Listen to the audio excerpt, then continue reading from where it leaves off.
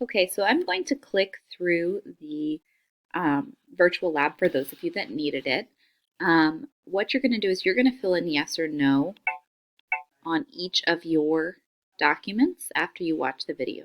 So the words that the video says are what you're actually going to record in the description. The garbage is burning.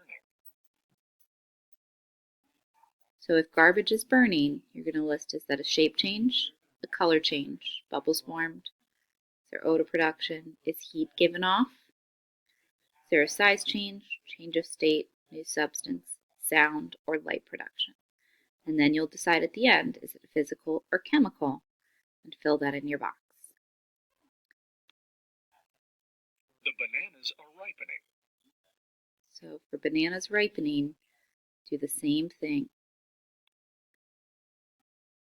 Butter is melting. So if you put butter in a pan and melt it, is that a physical or a chemical change? Use these clues to help you. The water is boiling. That's the last one.